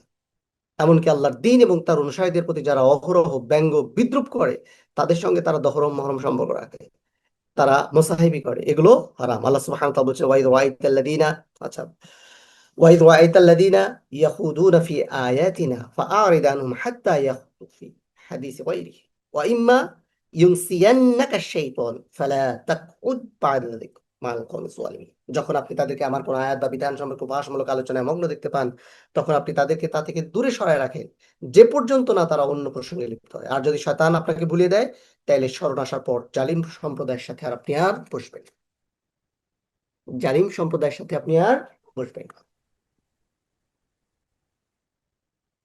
এই জন্য রাজনৈতিকভাবে সচেতন হওয়া প্রত্যেক মুসলমানের জন্য অপরিহার্য। রাজনৈতিকভাবে সচেতন হওয়া প্রত্যেক মুসলমানের জন্য অপরিহার্য। রাজনৈতিক নেতৃবৃন্দের সাথে উঠা বসা করতে গিয়ে বহু মানুষ কি হয়ে যায়? ইমান হারা হয়ে যায়। আমি বলছি না ইবাদতহীন হয়ে যায়, ইমান হারা হয়ে যায়। বিশ্বাস খুব গুরুত্বপূর্ণ। বিশ্বাসের মধ্যে যদি জাতীয়তাবাদ, ধর্মনিরপেক্ষতাবাদ, হ্যাঁ, এরকম নানান ইস্যুস গুলো মিক্সড হয়ে যায়, তখন মানুষের আমলগুলো, কষ্ট করা ইবাদত গুলো কি হয়ে যেতে পারে? অর্থহীন হয়ে যেতে পারে। ফাসিক এবং মুনাফিক এগুলোর সঙ্গে আত্মীয়তার সম্পর্ক যত গভীর হোক, তাদের সাথে সমাজ সামাজিকতার যতই মজা লাগুক, তাদের কণ্ঠ যতই মধুর হোক, তাদের সাথে ওঠা বসা করা বৈধ নয়। মানে আমি এটাকে বলছি না জায়েজ নয়, বরং ব্যাপারটা হারাম, স্পষ্ট হারাম। এবং এই যে বইয়ের যে লেখক, শেখ সালেহ আল মুনাজ্জিদ, হ্যাঁ, তিনি বাংলাদেশি লেখক নন, তিনি বাংলাদেশি লেখক নন, কিন্তু দেখেন প্রেক্ষাপটগুলো অনেকটা আমাদের দেশের সাথে মিলে যায়। তিনি এমন এক দেশের লেখক যেই দেশে প্রচলিত রাজনীতি নাই, কিন্তু তারপরে বলছেন যে ফাসিক ব্যক্তির সাথে কোনো ওঠা বসা নাই। যেই রাজনৈতিক ব্যক্তি নামাজ পড়ে না, ধূমপান করে, নেশাগ্রস্ত, হালাল হারাম মানে না, সেই রকম মানুষদের সাথে উঠা বসা করা হারাম। তাদের সাথে সম্পর্ক রাখা, তাদের সাথে পরিচয় দিয়ে প্রাউডলি চলাফেরা করা, এগুলো সব কি হারাম। অনেক আছে, সবগুলো তো বলা যাবে না। এরপরে দেখেন যে নামাজে অনর্থক কাজ এবং অধিক নড়াচড়া করা, এটা হারাম কাজ। আল্লাহ সুবহানাহু ওয়া তাআলা বলছেন যে কদ আফলাহাল মুমিনুন আল্লাযীনা হুম ফি সলাতিহিম খাশিউন।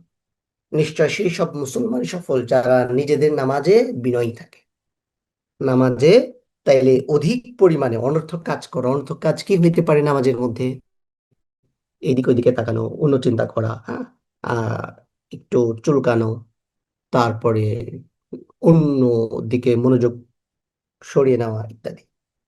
কিছু লোক আল্লাহর এই বাণীর মর্ম বুঝে না, নামাজে আদবের পরিপন্থী অনেক কিছু তারা করে। রাসূল করিম সাল্লাল্লাহু আলাইহি ওয়াসাল্লামকে সিজদার মধ্যে মাটি সমান করা যাবে কিনা জিজ্ঞেস করলেন, তিনি বলছেন লা তাসমা ওয়া আনতা তুসাল্লা ফাইন কুনতা লা বুদ্দা ফাইলান ফাওয়াহিদা তাসবিয়াতুল হাসা। নামাজ অবস্থায় তুমি কিছু বুঝতে পারবে না, একান্তই যদি করতে হয় তাইলে কঙ্করা দিয়ে একবার সমান করতে পারবে। মানে মাথার কপালের নিচে যদি এরকম কিছু থাকে যেখানে মাথা দিলে ব্যথা পাওয়ার সম্ভাবনা সরানো যাবে। সালাফরা বলেছেন নামাজে নিষ্প্রয়োজনে বেশি মাত্রায় লাগাতার ভাবে নড়াচড়া করলে নামাজ বাতিল হয়ে যাবে। সুতরাং যারা নামাজে নীরব খেলায় লিপ্ত হয় তাদের অবস্থা কেমন হতে পারে?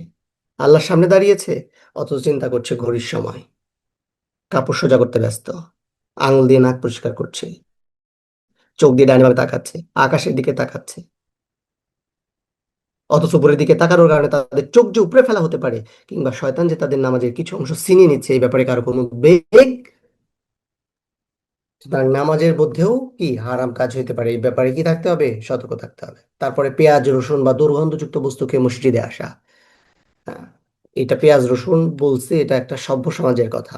কারণ একজন মুসলিম লেখকের জন্য এটা বলা শোভনীয় নয় যে মানুষ ধূমপান করে মসজিদে আসবে। কোন মুসলমান ধূমপান করতে পারে, এটা লেখকের চিন্তাই নাই।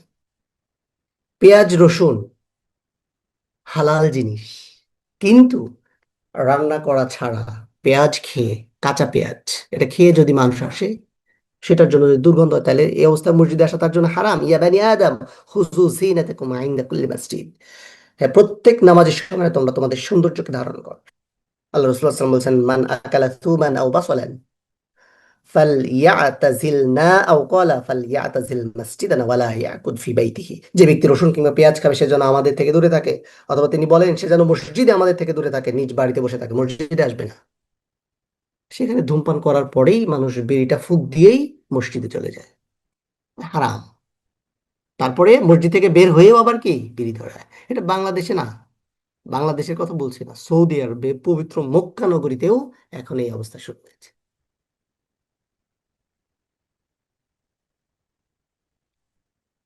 তার মানে মানুষ জানছেই না যে বিড়ি খেয়ে মসজিদে যাওয়াটা হারাম। আর একটা তো বিড়ি খেয়ে হারাম কাজ করছে, আর একটা হলো এই বিড়ি সিগারেট খেয়ে মসজিদে গিয়ে সে আর একটা হারাম কাজ করছে। না, সে বাসায় নামাজ পড়বে, তার মসজিদে আসার সুযোগ নাই, দরকার নাই, নিষেধ। আল্লাহ রসুল সাল্লাল্লাহু আলাইহি ওয়াসাল্লাম বলেছেন, 71 সহিহ বুখারী হাদিস নাম্বার 855, সে যেন আমাদের থেকে মসজিদ থেকে দূরে থাকে। ফালইয়াতাজিল মাসজিদানা, সে মসজিদ থেকে দূরে থাকবে। ওয়াল ইয়াকুদ ফি বাইতি, সে তার বাড়িতে বসে থাকবে, বাড়িতে আসবে। মুসলিম শরীফের আরেকটা বর্ণনায় এটাকে আরো স্ট্রিক্টলি বলা হয়েছে, মান আকাল আল বাসালা ওয়া তুম ওয়াল কুরাস ফালা ইয়াকরাবান্না মাসজিদানা। যে ব্যক্তি পেঁয়াজ রসুন বা কুরাস খাবে সে যেন কখনোই আমাদের মসজিদে না আসে। কারণ এতে ফাইনাল মালাইকাতা তাতাআদ্দা মিম্মা ইয়াতাআদ্দা মিনহু বানু আদম। কারণ এর শুধু বনি আদম কষ্ট পায় বিষয়টা এরকম নয়, এতে ফেরেশতারাও কষ্ট পায়। তাইলে ধূমপান বিষপান, ধূমপান হৃদরোগের কারণ, ধূমপান মৃত্যু ঘটায়, এই রকম লেখা সিগারেটের প্যাকেটে থাকার পরেও মানুষ এগুলো দেদারসে খাইতে থাকে।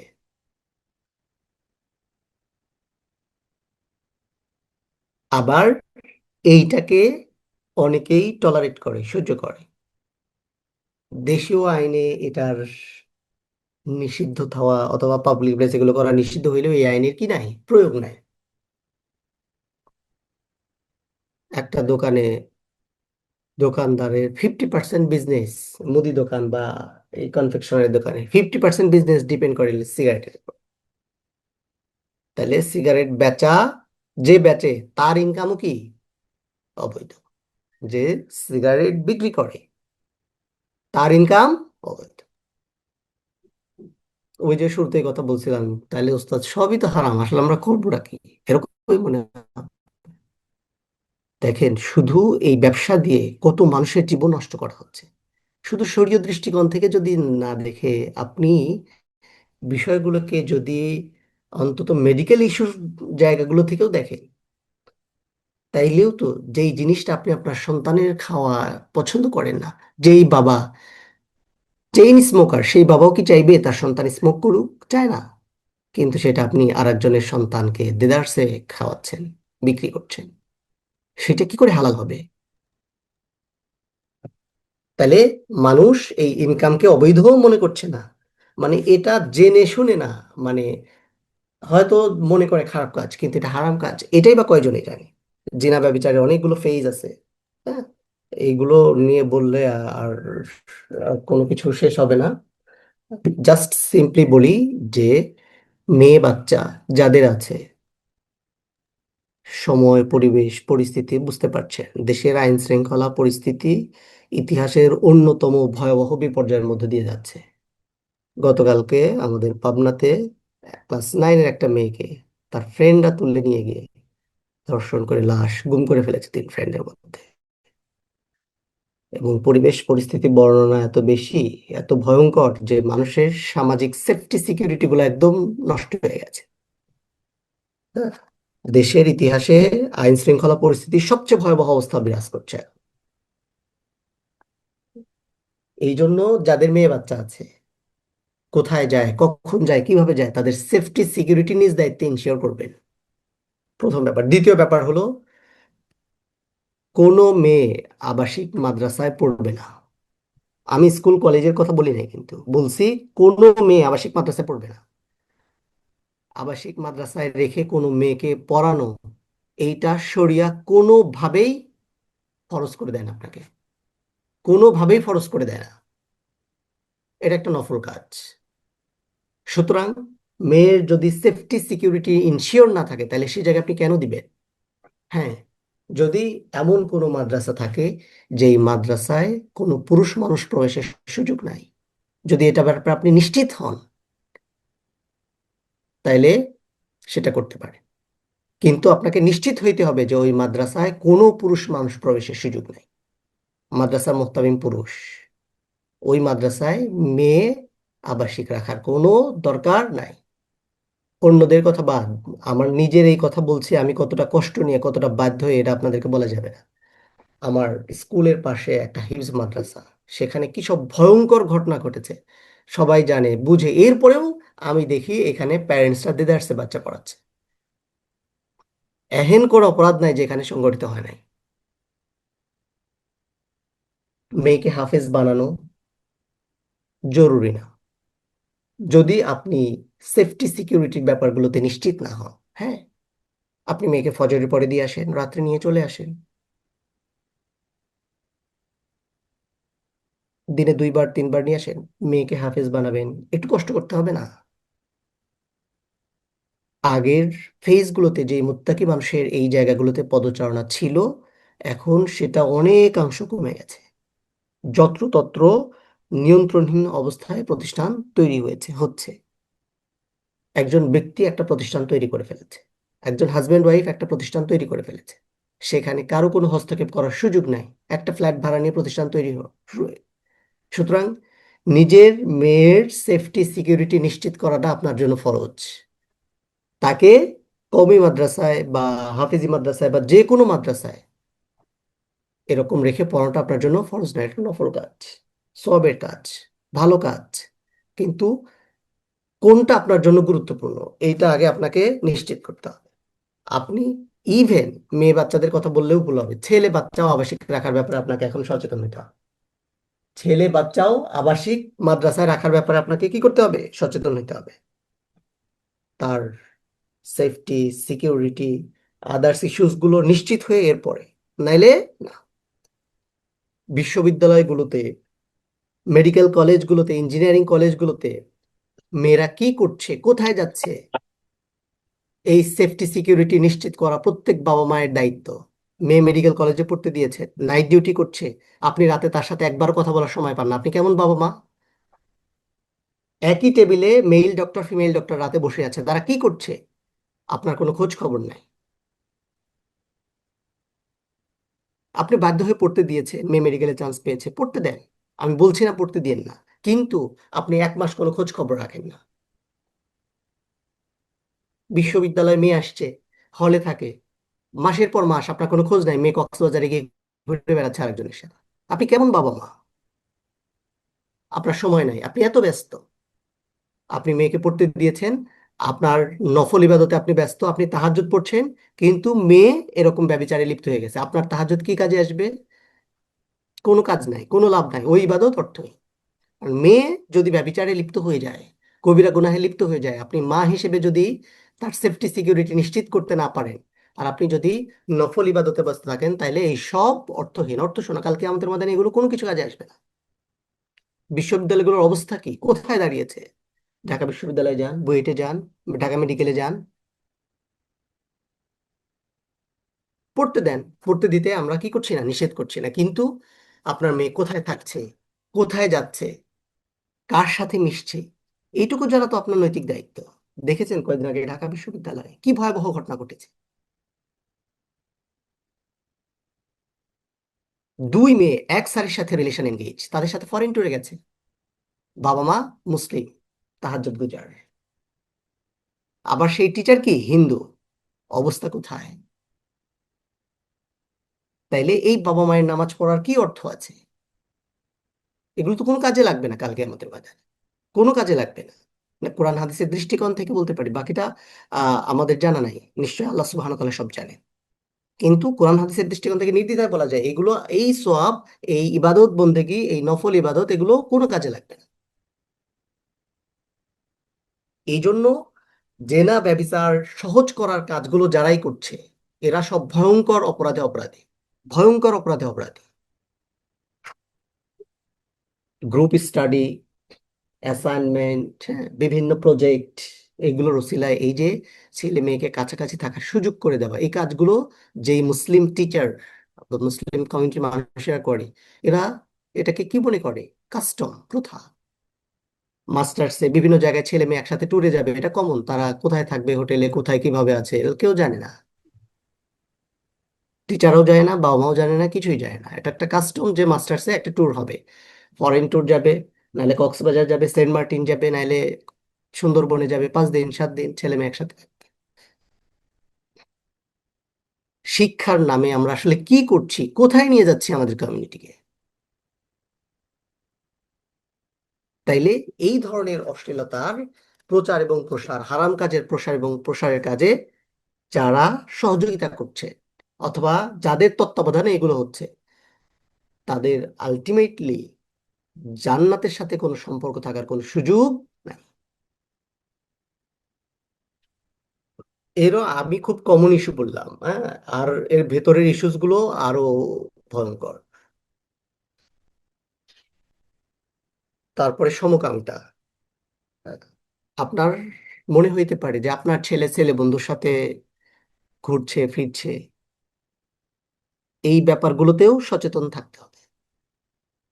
এই ব্যাপারগুলোতেও কি থাকতে হবে? সচেতন থাকতে হবে।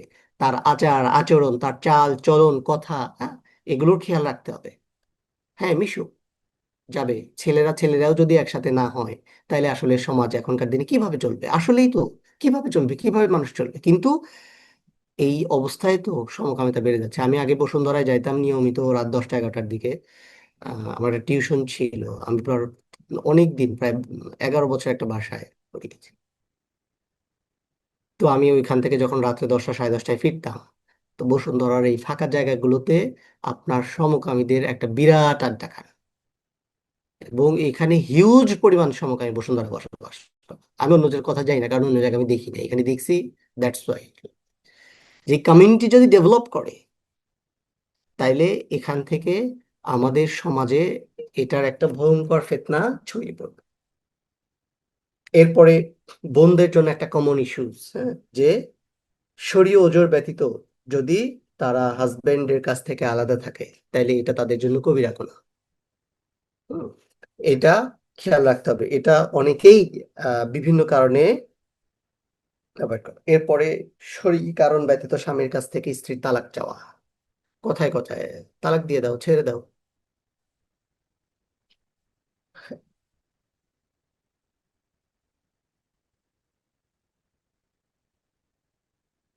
এরপরে আর একটা গুরুত্বপূর্ণ হারাম আছে, সেটা হলো যে গায়রে মাহরাম। আমি জানি না, আমি তাফসীর ক্লাসে মুখস্থ করিয়েছিলাম যে আপনার মাহরাম এবং গায়রে মাহরাম কারা, এই তালিকা মুখস্থ নাই কার। যদি না থাকে, এইটাকে ফরজ মনে করে আপনার মাহরামকে, এর বাইরে কে কে গায়রে মাহরাম, এটা আগে জানা। এর বাইরে এদের সাথে নির্জনে অবস্থান করা এটা হারাম। এদের সাথে নির্জনে অবস্থান করা হারাম। কলিগ হতে পারে, ক্লাসমেট হতে পারে, প্রতিবেশী হতে পারে, বিভিন্ন ধরনের রিলেশনশিপ থাকতে পারে। কিন্তু মনে রাখতে হবে, ফিতনা এবং অশান্তি সৃষ্টি করার জন্য শয়তান তৎপর। আপনি জব করেন, কিন্তু আপনার কলিগদের সাথে, বিপরীত লিঙ্গের কলিগদের সাথে ফ্যামিলি ইস্যু শেয়ার করে। হাউ, কিভাবে সম্ভব? যে ফ্যামিলি প্রাইভেসি কিভাবে আপনার গায়রে মাহরামের কাছে আপনি বলেন? এইটুকু পার্সোনালিটি কি আমাদের থাকবে না? যে আপনার হাজবেন্ডের একটা সমস্যা আছে, সেইটা আপনি আপনার মেল কলিগদের সাথে শেয়ার করছেন।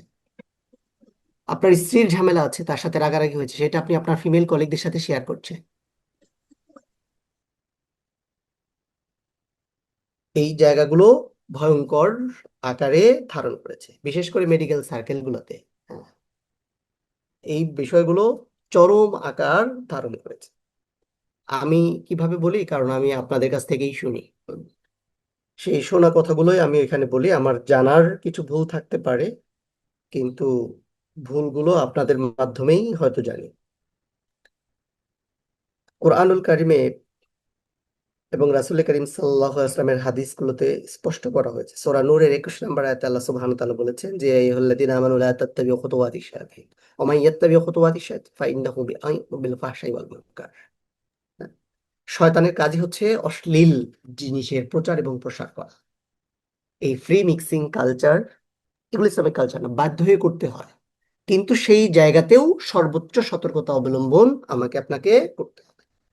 একজন পুরুষ কলিগের সাথে যদি অফিসে বসতে হয়, তাহলে তার সাথে শরীয়ত অ্যালাউ করে না এমন কথা, এমন অবস্থা। তার মানে যদি আপনি চাকরি করেন, তাহলে দুটো কাজ আপনাকে অবশ্যই করতে হবে। একটা হলো পর্দা মেনটেন করতে হবে। পর্দা মেনটেন না করে কেউ যদি চাকরি করেন, তাহলে সেই চাকরির সমস্ত ইনকাম হারাম হবে, কোনো সন্দেহ নাই। কিন্তু সে মেডিকেল সায়েন্সে থাকেন আর যেখানেই থাকেন, ইসলাম আপনাকে চাকরি করতে নিষেধ করে নাই। ইসলাম আপনাকে চাকরি করতে নিষেধ করে নাই। বিশেষ করে বেশ কিছু সেক্টর আছে যেখানে মেয়েদের চাকরি করাটা খুবই জরুরি। নার্স, ডক্টর, খুবই জরুরি। টিচার, আর্লি চাইল্ডের টিচার বা এরকম যে জায়গাগুলো আছে, এগুলো চাকরি করাটা শুধুমাত্র জায়েজ না, জরুরি বটে। কিন্তু সেখানে যদি আপনি পর্দা মেনটেন না করেন, মাহরাম গায়রে মাহরাম মেনটেন না করেন, তখন এটা কিন্তু গুনাহগার হতে হবে, এটা কবিরা গুনাহ হবে। হ্যাঁ? রাসূল সাল্লাল্লাহু আলাইহি ওয়াসাল্লাম বলেছেন যে, লা ইয়াদখুলান্না রাজুলান বাদা ইয়াউমি হাযা আলা মুগীবাতি ওয়ালা মাহু রাজুলুন আও ইসনান। আমার আজকের এই দিন থেকে কোনো পুরুষ একজন কিংবা দুইজন পুরুষকে সঙ্গে নেওয়া ব্যতীত স্বামী থেকে দূরে থাকা কোনো মহিলার সাথে নির্জনে দেখা করতে পারবে না। তাইলে ঘর হোক, স্কুল, কলেজ, বিশ্ববিদ্যালয়, মেডিকেল, ইঞ্জিনিয়ারিং কলেজ, যেখানেই হোক, বাড়ির কক্ষে, মোটর গাড়ি, হ্যাঁ, যেখানেই হোক, কোনো পুরুষ লোক বিবাহ বৈধ এমন কোনো মহিলার সাথে একাকী থাকতে পারবে না। নিজের ভাবি, বাসার কাজের মানুষ, রোগিণী ইত্যাকার কারো সাথে নির্জন বাস বৈধ নয়। বই থেকে কথাটা উদ্ধৃত করলাম, এখানে একটা সিঙ্গেল কথাও আমার নেই।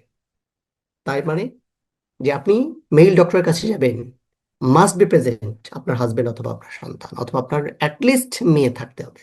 একাকী কোনো ডাক্তারের কাছে আপনি একাকী রুমে যাইতে পারবেন না। সেদিন একজন বোন প্রশ্ন করেছে যে, আমার এটা কি বলে, ডটার ইন ল, আমার ছেলের বউ ড্রাইভারের সাথে স্কুলে যেতে চায় না। ড্রাইভার তাকে অনেক বিশ্বস্ত। বিশ্বস্ত কি আবার? ইসলাম বলছে এটা হারাম। ইসলাম বলছে এটা হারাম। কেমন? তো এই জন্য এই ব্যাপারগুলোতে আমাদের সমাজে খুবই তুচ্ছ মনে করা হয়। এই তুচ্ছ করে মনে করা হারাম কাজগুলোর সাথে যদি সম্পৃক্ত থাকেন, তওবা করা অবস্থায়, তওবা না করলে আলটিমেটলি এই গুনাহগুলোর কোনো কন্ডিশন নেই।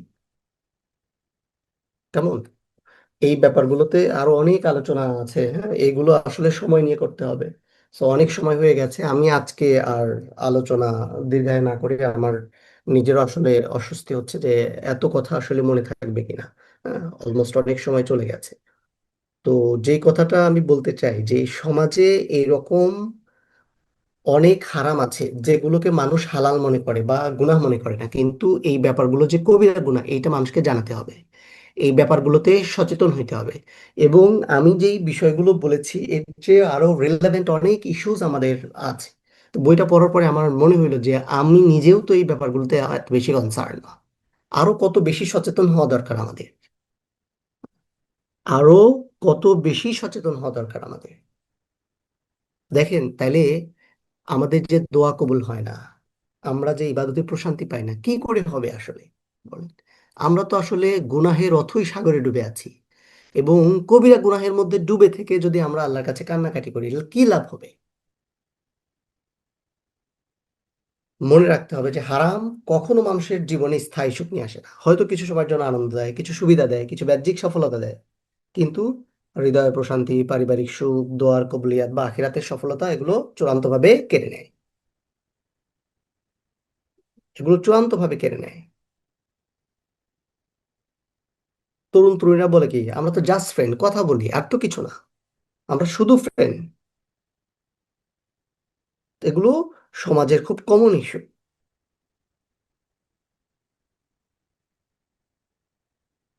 আজ আমাদের সমাজে সবচেয়ে প্রয়োজন নতুন কোনো প্রযুক্তি না, নতুন কোনো স্লোগান না, বরং আল্লাহ ভীতি সম্পন্ন এমন মানুষ যারা একা একা থাকলেও হারামকে না বলতে পারে। সমাজ পরিবর্তনের শুরু হয় ব্যক্তি থেকে, ব্যক্তি পরিবর্তনের শুরু হয় হৃদয় থেকে। আমাদের আজকের এই আলোচনায় আমরা মনে করি, একজন বোনও যদি সুদের লেনদেন থেকে ফিরে আসে, একজন বোনও যদি হারাম সম্পর্ক ছিন্ন করে, একজন বোনও যদি হারাম উপার্জন বর্জনের সিদ্ধান্ত নেয়, একজন বোনও যদি মোবাইলের গোপন গুনাহ থেকে তওবা করে, একজন ভাইও যদি আল্লাহর দিকে ফিরে আসে বা গোপন গুনাহ থেকে ফিরে আসে বা হারাম থেকে ফিরে আসে, তাইলে তবেই আমাদের আজকের এই আলোচনা কি হবে, সার্থক হবে। আসুন আমরা সবাই এভাবে চিন্তা করি, হে আল্লাহ, আমরা দুর্বল, কিন্তু আমরা আপনার সাহায্য চাই। আমরা হারামকে ঘৃণা করতে চাই, হারাম থেকে বাঁচতে চাই। আমরা এমন জীবন করতে চাই যে জীবন আপনার সন্তুষ্টির কারণ হবে। মনে রাখতে হবে যে যেই ব্যক্তি আল্লাহর ভয় কোনো হারাম জিনিস ত্যাগ করে, আল্লাহ সুবহানাহু ওয়া তাআলা তার চেয়ে তাকে নিঃসন্দেহে উত্তম জিনিস দান করবে। আমি স্কুলে থাকা অবস্থায় একজন প্যারেন্টস এর সাথে পরিচয় হয়েছিল। বোথ অফ দেম জাহাঙ্গীরনগরের গ্রাজুয়েট, একজন সোনালী ব্যাংকে এবং আরেকজন আরেকটা গভর্নমেন্ট ব্যাংকে আপনার নবম গ্রেডের অফিসার ছিলেন। যখনই তারা শুনেছেন ইটস হারাম, দুজন একসাথে চাকরি ছেড়েছে। আমি বিশ্বাস করতে পারলাম না, এত হার্ড ডিসিশন কিভাবে নিতে পারলেন। মানে যে উস্তাদ, এখন অনেক ভালো আছি। দুজন দুটো ইংলিশ মিডিয়াম স্কুলে এখন চাকরি করে। বলছে উস্তাদ, স্যালারি ভালো, সময় কম, সময় দিতে পারি, আল্লাহ ব্যবস্থা করে দিয়েছে। একটা বছর কষ্ট করছি, কিন্তু আল্লাহ সুবহানাহু ওয়া তাআলা সহজ করেছে। তো এটাই মানুষ মনে করে হারাম ছাড়লে আমার সব শেষ হয়ে যাবে না। নিঃসন্দেহে আল্লাহ সুবহানাহু ওয়া তাআলা এর চেয়ে উত্তম কোনো ব্যবস্থা করে দিবেন। আল্লাহ তাআলা আমাদের অন্তরকে পরিশুদ্ধ করুন, আমাদের ঘরকে হারাম মুক্ত করুন, আমাদের উপার্জনকে হালাল করুন এবং আমাদেরকে এমন বান্দা হিসেবে কবুল করুন যারা গোপনে এবং প্রকাশ্যে আল্লাহ সুবহানাহু ওয়া তাআলার অবাধ্যতা থেকে এবং হারাম থেকে বেঁচে থাকে। ওয়া আখির দাওয়ানা আনিল হামদুলিল্লাহি রাব্বিল আলামিন।